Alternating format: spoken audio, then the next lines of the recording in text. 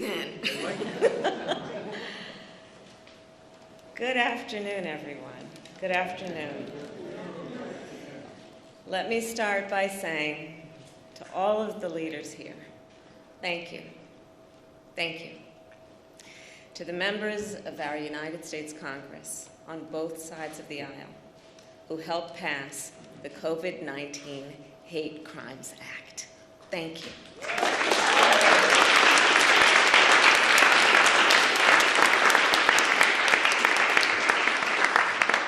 And a special thanks to Senator Mazie Hirono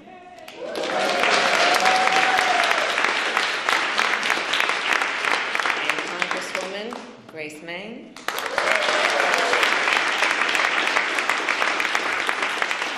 for leading this incredible effort. And I know you did not do it alone. And there are many more. I could name a couple of whom I will. Among them, Senator Tammy Duckworth,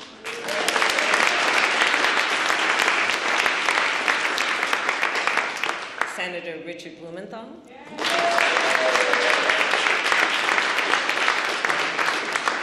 Senator Jerry Moran, Congresswoman Judy Chu,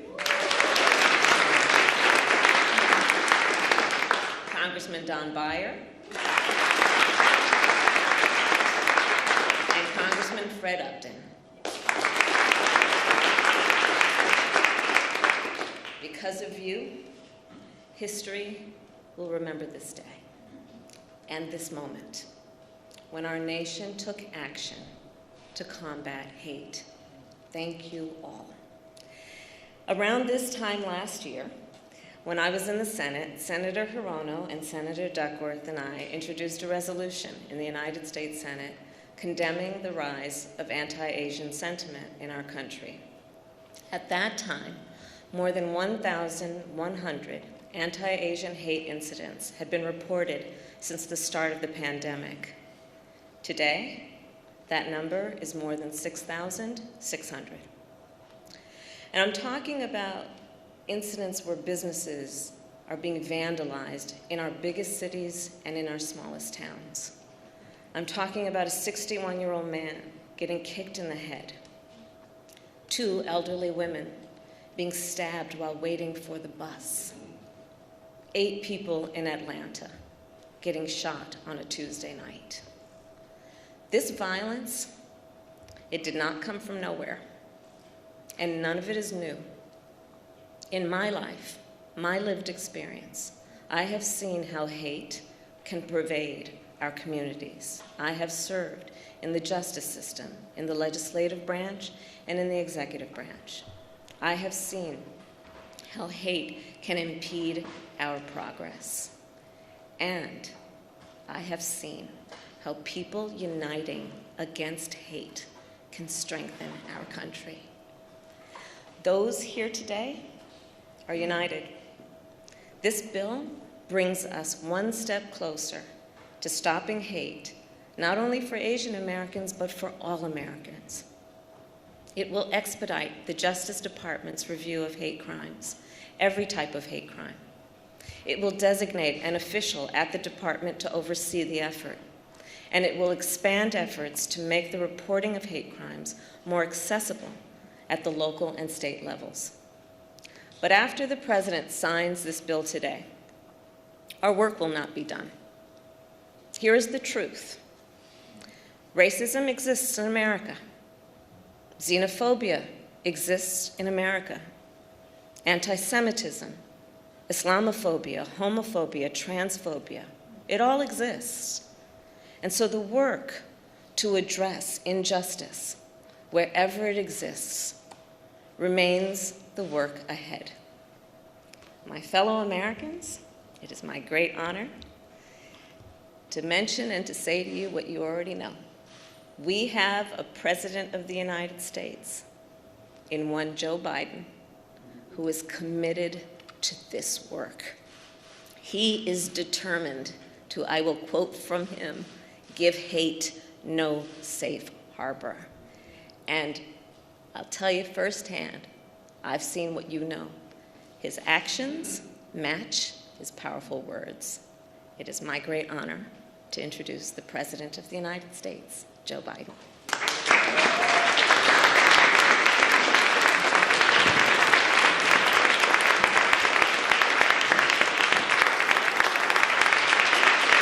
Thank you.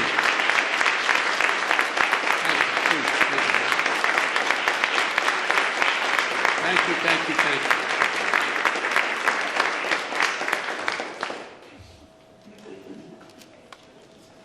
Susan, progress is possible. We're moving. Good afternoon, everyone.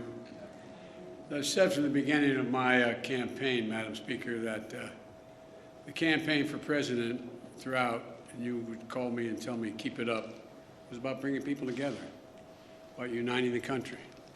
We need to unite as one people, one nation, one America. And that was the thing I was most often criticized about, saying, how can you unite the country? We must unite the country. I said it in my kickoff speech in Philadelphia. I said it again when I spoke at Gettysburg. And I emphasized it in my inaugural address. A lot of people, press to elected officials, were somewhat skeptical of that could be done. It's just beginning, but I'm confident we can do this and so much more. And I believe with every fiber in my being that there are simple core values and beliefs that should bring us together as Americans. One of them is standing together against hate, against racism, the ugly poison that has long haunted and plagued our nation. Today, I can say that because of all of you, many of you sitting right in front of me, you've taken that first step. It's an important step.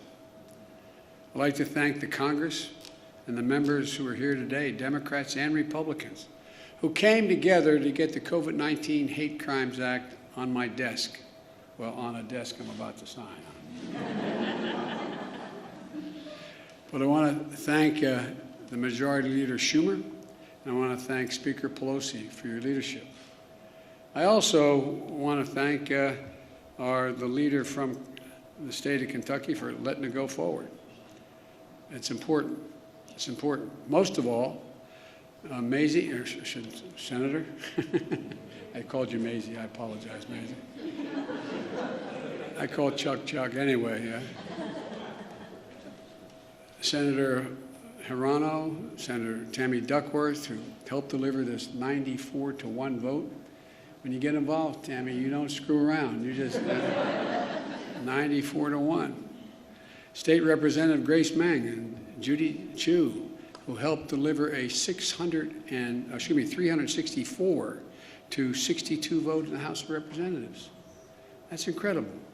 I also want to thank, as I said, Republican members in Congress for their leadership, including Senator Moran and Senator Collins. I also want to thank as I said, to all of the folks, all the people here today who are involved, and those of you, whether you're in the Congress or not, supporting this effort. I say thank you, thank you, thank you. We got a lot more to do. But we simply haven't seen this kind of bipartisanship for much too long in Washington. You're showing that our democracy can work and deliver for the American people. Just days after the mass shooting in Atlanta area, the Vice President Harris and I, we went down to Atlanta to meet with Asian Americans and the community across Georgia. It was a raw and emotional visit we had.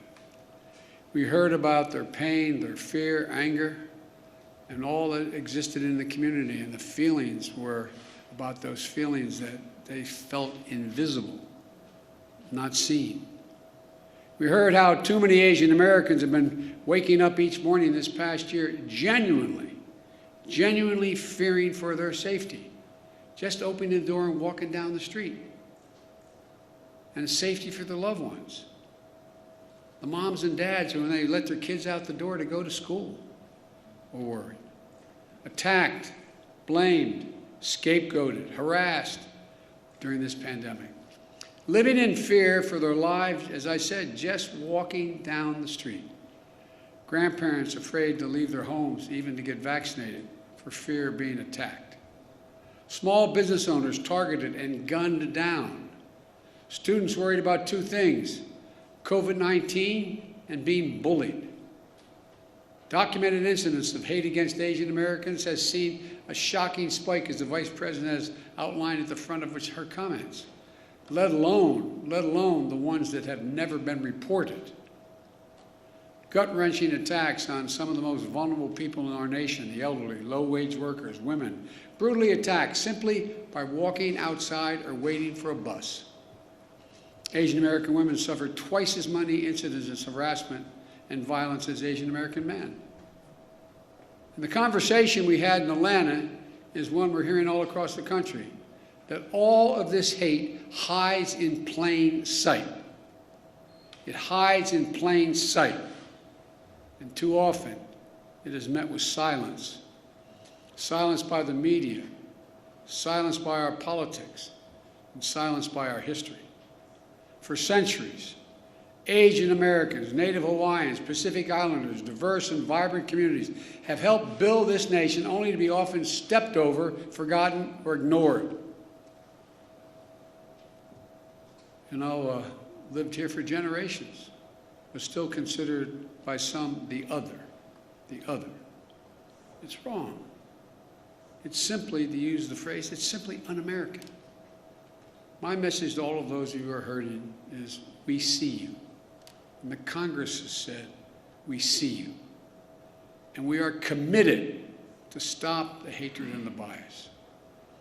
In my first week in office, I signed a presidential memorandum directing federal agencies, all of them, to combat the resurgence of xenophobia. Not just one, every agency. Attorney General Garland, Deputy Attorney General Lisa Monaco, Associate Attorney General Gupta are all here today. The Department of Justice is strengthening its partnership with the community to prevent these crimes, in addition to its other work to take on violent extremism and domestic terrorism. And with the new law, this new law, the Department of Justice and our entire administration is going to step up. Right now, this is a critical problem of hate crimes being underreported.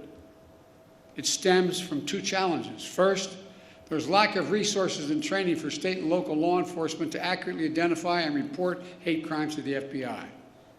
Secondly, for more people in communities of color, there are language and cultural barriers in how to communicate what's happening to them. This law is going to make a difference. For example, the Department of Justice will issue clear guidance for state, city, and tribal and law enforcement agencies on how to establish online reporting of hate crimes. It'll work with the Department of Health and Human Services to raise public awareness of COVID-19 hate crimes that occurred during the pandemic. It will also be a devoted official at the Department of Justice whose sole job is to expedite the review of hate crime reports. And thanks to two families here today, the law will help state and local governments ensure hate crime information is more accessible to the public. The family of Heather Heyer, a civil rights activist whose life was taken standing up to Nazis marching from the shadows of vengeance in Charlottesville. And the family of Khalid Jabara, a proud son of a family who's immigrated from Lebanon in search of new beginnings, who was gunned down in front of their home here in America, the United States of America, by a neighbor fueled by hate. Khalid and Heather were murdered on the same day, 1 year apart. Instead of sharing the dreams they had for their children, both families share profound grief. And they've shown incredible courage to turn their pain into purpose. I hope you'll not be offended, but I ask both families to please stand.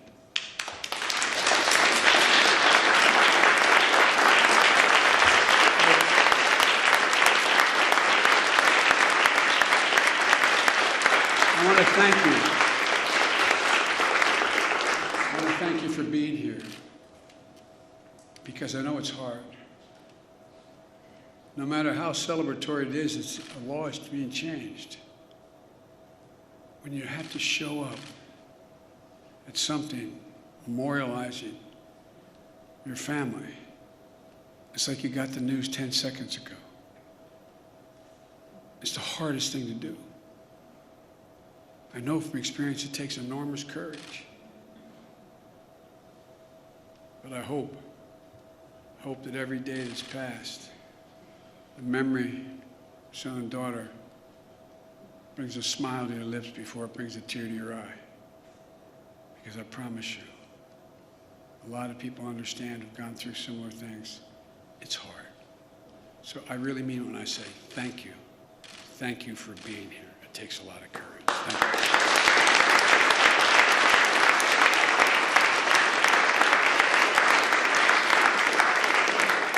Because of you, the amendment named in honor of Khalid and Heather is now law to make sure that hate crimes are more accurately counted and reported, and hopefully leading to a continued focus on ending these crimes. It will provide resources to create specialized hate crimes units. That will also help states create hotlines for hate crimes at state and local levels that will be accessible for people with limited English proficiency. And it provides resources for training for state and local law enforcement to identify, investigate, and report these heinous crimes. But of all the good that the law can do, we have to change our hearts. We have to change the hearts of the American people. Hate can, I mean this from the bottom of my heart, hate can be given no safe harbor in America. I mean it, no safe harbor. It can't be dismissed like, well, that's just what happens. My sister Valerie and I talk about it all the time. You got to speak up. Speak up and speak out. It's on all of us together, to make it stop. My message is to all of those who think this doesn't matter to them, or this is not a problem, look around. Look in the mirror. Look in the eyes of your children. Every one of us are lessened. Every one of us are lessened. And we're all hurt by this hate. And it has a way of seeping sort of through the cracks into communities and children who, in fact, wouldn't have crossed their mind. Words have consequences, as the senator knows. He preaches it. He understands it. Consequences.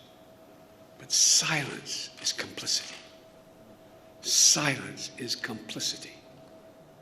And we cannot be complicit. We have to speak out. We have to act. That's what you've done. And I can't thank you enough. I'm proud today. I'm proud today of the United States. I'm proud today of our political system, the United States Congress. I'm proud today that Democrats and Republicans have stood up together to say something. Let me close with this. Grief, as we all know, is universal, but so is hope. So is love. Sounds corny, but it really is. It really is. And hope and love can be contagious. We're the United States of America. We're good and decent people. We're unique among all nations, in that we are uniquely a product of a document, not an ethnicity, not a religion, not a geography, of a document. And think about this, I'm being literal. Uniquely a product of a document. It says, we hold these truths to be self-evident, that all men and women are created equal, endowed by their Creator with certain inalienable rights, including life, liberty, and the pursuit of happiness. Every time we're silent, every time we let hate flourish, we make a lie of who we are as a nation. I mean it literally. We cannot let the very foundation of this country continue to be eaten away like it has been in other moments in our history and happening again.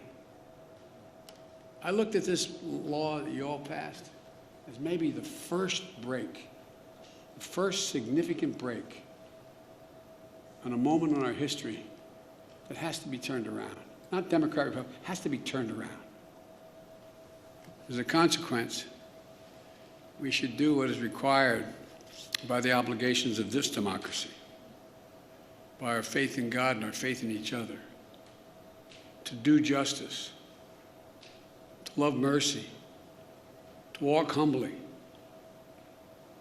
and as fellow human beings and fellow Americans, remember, we're unique in all of history as a nation. This is the United States of America, for God's sake. And God bless you all, particularly those who push this through and continue to push it. Now I'm going to sign this bill, which is a great honor. I don't know who's calling, but tell them we're busy. I was going to say, unless it was my sister, but she's here. So I'd like to invite to the stage Senator Hirano, Senator Duckworth, Congresswoman Grace Meng, Congresswoman Judy Chu, Congressman Don Beyer, Senator Richard Blumenthal, and Senator Moran, but I don't think he could be here today. Actually, I should put the table down the middle of all of you and sign it down there. But thank you, thank you, thank you.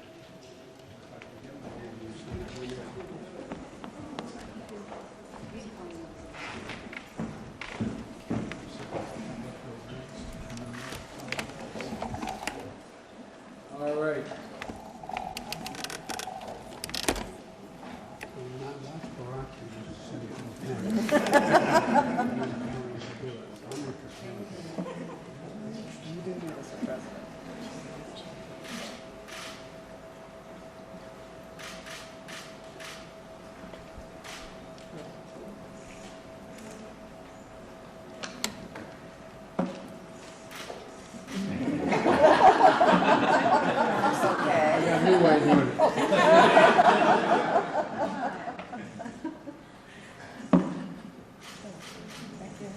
Oh, there you go, sorry.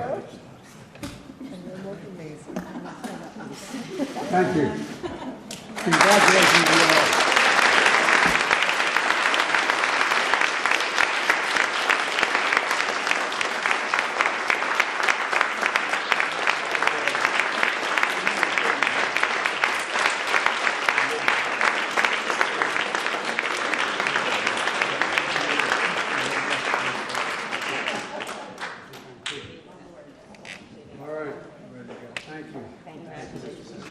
I've heard you say this before as I walk out of my grandpa's house. Every time he said, Joey, keep the faith, my grandmother will know, Joey, spread it. Let's go spread that faith. All right. Hey, John.